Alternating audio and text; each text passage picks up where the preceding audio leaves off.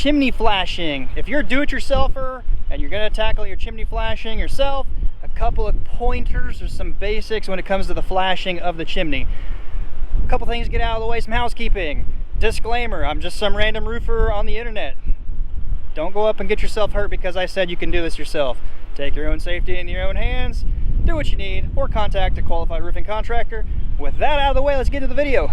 By the way, you normal subscribers and followers of the channel, how do you like the dead cat? I think it works really good. It's supposed to be really windy today. Sounds really good. Second video of the day. Problem is, this GoPro Hero 7 requires a box to be used, and I can't put that on with my part that holds it onto my head, so I gotta hold the whole thing. Anyway, I got a call because this chimney was leaking. It's got decent looking counter flashing. There is step flashing in here, although the step flashing doesn't look to be in the right area, because this piece right here should be up and on this shingle. It doesn't appear to be there. Same on the next one. This should be down to here, although they are overlapped. They just don't look like they're in the right area. I don't think that's necessarily the only issue going on. I've had some guys on the channel comment on different videos that I was flashing chimneys wrong.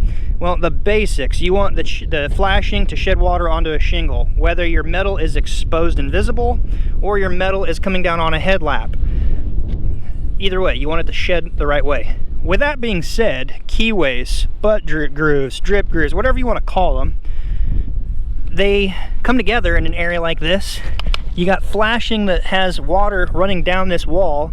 If it doesn't get low enough onto the headlap up here, you potentially risk water coming in right here. It goes up. So your flashing terminates here, it stops here. So you got to crack that big. The shingle underlying this goes up. It only goes so far under, so you have the potential of water actually getting in that little area below the headlap of this shingle, getting in onto your roof deck. Another thing I just happen to see is a nail here exposed. Water coming in, water dripping in. I doubt that's the issue. I am more concerned about this right here. So just make sure if you have your flashing in there, you bring it down far enough to the reveal here, this common bond, so you're covering that crucial area. My opinion, the flashing is not done right all the way around, but those are more importantly the problem. Now there's no keyway, drip groove, butt joint. It's right here. It's out of the way of the water running down, so I don't think this is the issue. The owner's not home. I can see the flashing there. Let me get my flat bar here. Just gently pop this so I can inspect it, because we're here to give an estimate on it. So it does have flashing there. That's the kind I call like an accordion style. It just doesn't come down far enough, but if you look, it's on the shingle. It's totally covered. Although I don't recommend putting nails right where the water runs down. I don't think this side's leaking. It's got flashing, again, not in the order I would like to see it in, but it's there. I think the leak is coming in right here. Again, no one's here, so as a courtesy, because we're supposed to get a fair bit of rain starting tomorrow, thunderstorms, I grabbed a couple pieces of flashing. We're gonna just tuck this in here for him. What we're gonna do is get it under this flashing here, if you can see it, and down covering this drip groove here, butt joint, keyway, and it should shed water. That probably would fix it for the most part. I'm not charging for this, it's just strictly a courtesy. I'll quote reflashing the whole chimney, but that could honestly take care of the problem, even though that's really not how I would have done it up here. So I'm gonna set the camera down because, again, I don't have a way of putting this on my head because I've got this box attached to it. Well, maybe I can let it hang.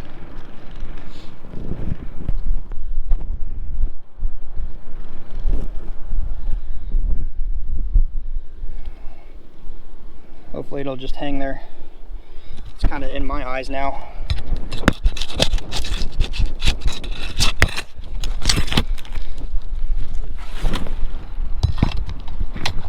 So what you're after, if I can get my head down here low enough, get under this and cover that drip groove right there. You can also see the dirty water trail up under here.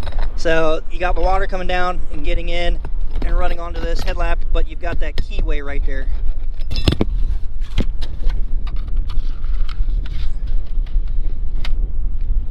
That should be good. I got to run down and get a little dab of caulking just to tack that under so it doesn't slide out, and just re-tack that.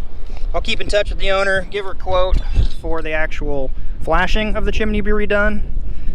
This again, no charge. That should hopefully prevent any further damage, because we are supposed to get like 5 days of rain in my area.